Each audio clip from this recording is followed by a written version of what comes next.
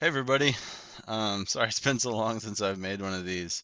I think it's been about a week, and yeah, I don't know. It seems like it'd be incredibly easy to just do this every couple of days because you just sit down and share a little bit about what's happening with the computer. But I don't know. Somehow I just haven't gotten around to it. So I apologize for that. But I don't think there'll be as big of a gap in the future.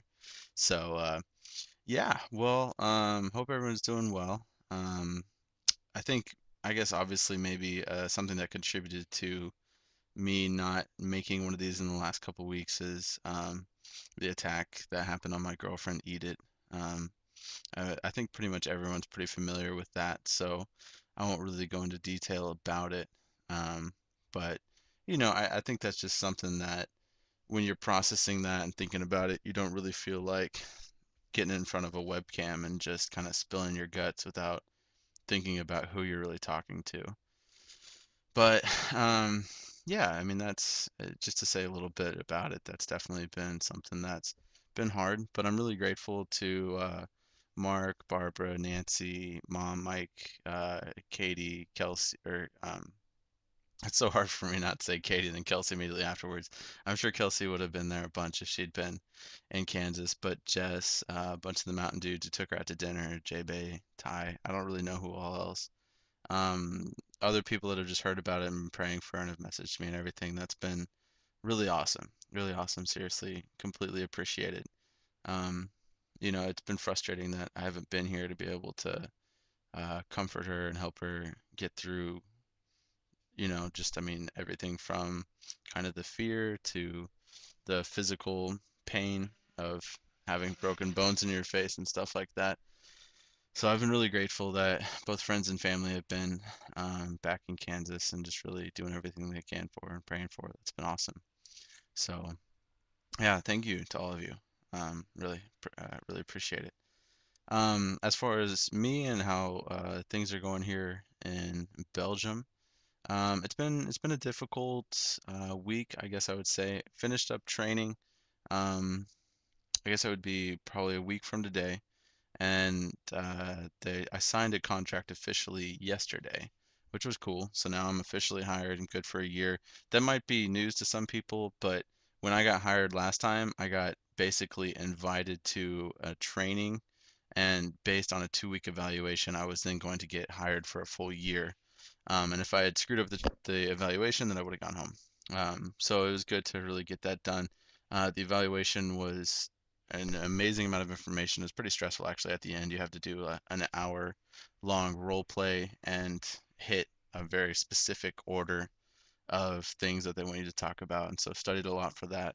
They also had a test that just included just it's just a ton of information. I had to cram for it just like any final in college, and didn't do amazing on it, but definitely passed, kind of usual for me as far as grades go. So that was good. So got hired, proud about that. Um, then before you can go to your country, they give you a list of tasks. Basically, that the main bulk of that is setting up appointments with CEOs before you can go. And so all week long, I've been on the phone with secretaries in Romania saying, hey, I'm from a newspaper, or excuse me, a magazine. Like, we want to interview your CEO. We need to talk to him, blah, blah, blah. And that's been a huge challenge. They don't really just give out appointments for no reason. And especially, we're not allowed, I mean, you can't just pick firms that don't have money. I mean, the CEO that you meet with has to be able to make a decision on 35,000 euros on the spot. So you're looking at firms that have a minimum revenue of 10 million euros a year. And so, these are firms with CEOs that are busy and important, and it's difficult to get meetings with them. And you have to get five before you're allowed to go. So I ended up getting five meetings on Wednesday. That was my fifth meeting after 4 days of calling, and so that's been difficult, but it hasn't honestly been too bad. You just get used to learning to smile when you talk on the phone, and just try to do everything you can to kind of handle their objections and convince them that you're someone that can bring a lot of value to the firm, which you can, because these reports do have a pretty good readership. These magazines do. So So yeah, that's what I've been doing at work. Again, it has been stressful just because you're expected to get five and you're with a team and they have a big chart up on the wall, and so it says Matt, Elliot, Mongola, Lydia, Sharish, um, Slavi. So those are the other people that I went to training with, and they also got hired with me. And then it says, it's just like a checklist, how many have they gotten, and then so people, you're sitting there calling and calling and calling, and then people get one, they go up there and check it, and I got pretty far behind. Most people they hit five 2 or 3 days ago, and some of them have gotten up to like 10 and 11, and I got five yesterday, and I didn't get any today. So work's been stressful. I mean, some of the coaches have talked to me and said, hey, what's going on? Like your energy level seems low. You don't seem really as passionate as you were. And, I was able to explain some of that through obviously what happened to Eat It and kind of filling them in on that. But still, it's just kind of a bum. Like you wish that you would have more appointments, but it's okay. It'll get better. Um, I do actually, as I said, I did get five appointments, and so I have a plane booked to Bucharest on Saturday morning. So Saturday morning, I'm officially moving to Bucharest. I pack up, move out of here at 7:30 a.m., and then should be in Bucharest by 1 or 2 o'clock, and then move into a new place. So that's going to be pretty cool. I found out that my partner in Bucharest is only going to be there for maybe 3 or 4 months. And I found out that that project's probably going to be a little bit longer than the normal project. It might be up to 6 months, so I might be there until Christmas. Um, but yeah, she's basically just going to be there to get me started, and then I'm going to be sent a new partner because she's more of like a coach slash opener than a normal sales consultant. So that's going to be interesting. Um, I'm gonna have to, it's just gonna be a really stressful next couple of weeks. Gonna have to learn a lot. I'm gonna have to learn how to conduct meetings with CEOs and make sales and really just do everything because then I'm gonna have someone else in a couple of weeks and not a couple of weeks, in a couple of months, I should say. So maybe September timeframe or late August. But yeah, they might be completely new that I'll be training them. So it's gonna be crazy. This is a pretty crazy company. Everything moves fast. But yeah, one cool story that happened tonight that I want to share. Um, so me and a friend, we heard that there's a swimming pool in the town that we're staying at called Overpelt.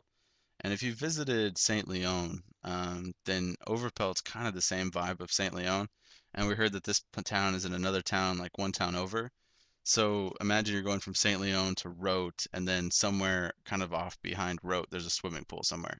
If you don't know what St. Leon and Rote is, then it's just, I don't know, kind of in the area, but it's difficult to know exactly where. There's too many lefts and rights to take. No one can give you specific directions.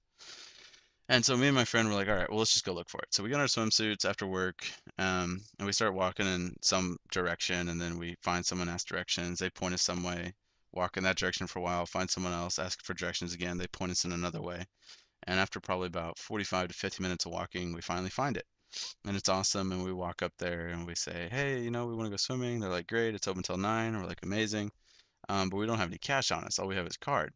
And so we say, can we pay with card? And the lady's like, well, no, of course not. It's Europe. You have to pay with cash.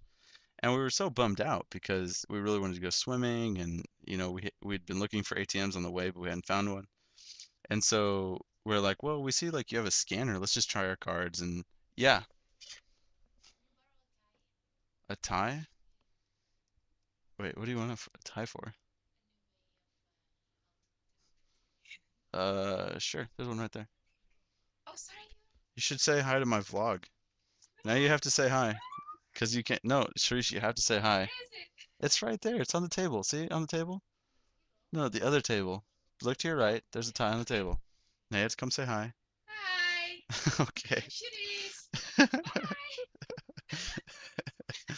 All right. That is Sharice. She's a coworker from Holland. We actually stayed at her house last weekend in Holland.